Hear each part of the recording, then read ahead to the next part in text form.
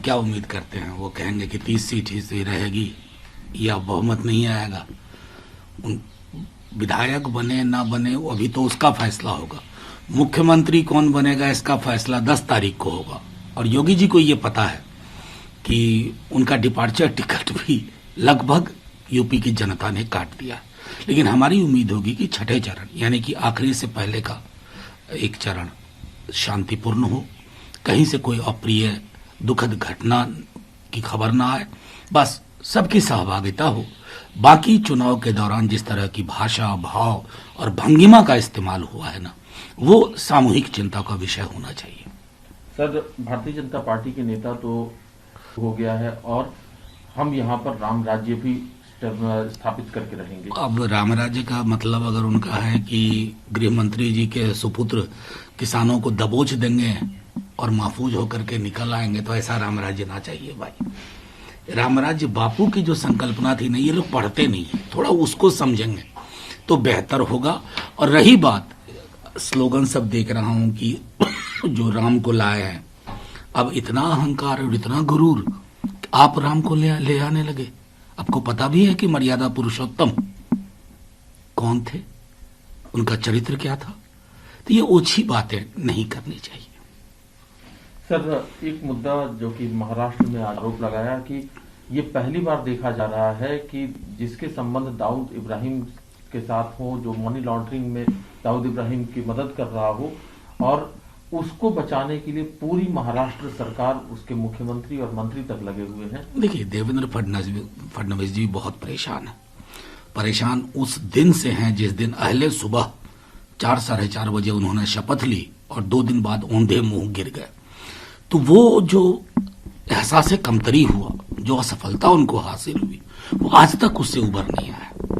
मैं समझता हूं कि उनको थोड़ा सा योग वोग करना चाहिए और योग करके मन से उस तरह की भ्रांतियों को, दुविधा को निकाले। लोगों को यह भी पता है कि ऐसा क्यों हो रहा है कि ईडी, आईटी और सीबीआई विपक्ष के ही ठिकानों पर पहुंच जाती है। और विपक्ष का वो नेता अगर कल को, हाइपोथेटिकली स्पीकिंग, अगर वो ये कहे कि मैं बीजेपी में शामिल हो रहा हूं, तो सारे दस्तावेज गुम हो जाएंगे। तो थोड़ा सावधानी भी रखना चाहिए देवेंद्र जी को, कहीं कल को ऐसा ना हो जाए।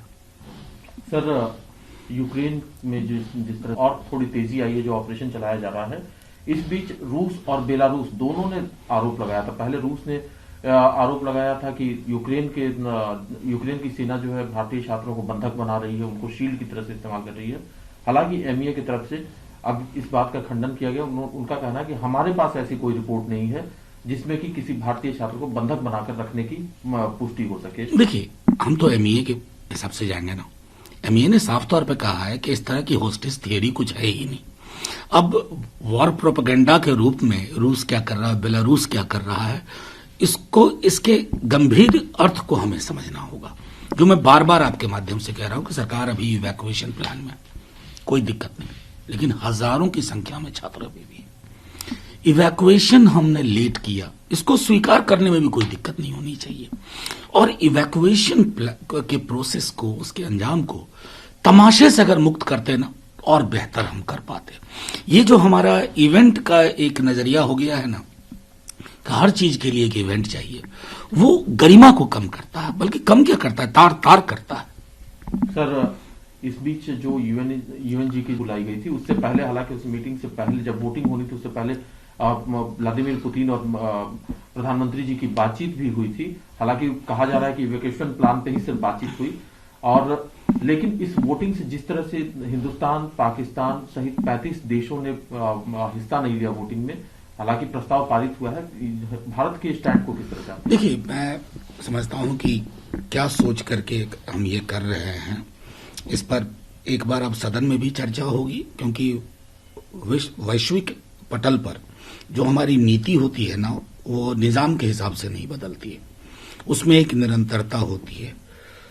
हमारे लोग देख रहे होंगे कि 47 से लेकर के ऐसे कितने अवसर आए, क्या हमने उन अवसरों पर इसी तरह का पोजीशन रखा? ये I leave this to the wisdom of my current government. लेकिन एक ओवरऑल हिंदुस्तान को लोग एक ऐसे मुल्क के रूप में भी देखते हैं जो जहां कहीं अप्रेशर, उसकी ऑपरेशन की चीजें होती हैं, उत्पीड़न होता है, हिंदुस्तान बोलता है, वो हमें उस पहलू को, उस ऐतिहासिक संदर्भ को हमेशा स्मरण रखना चाहिए।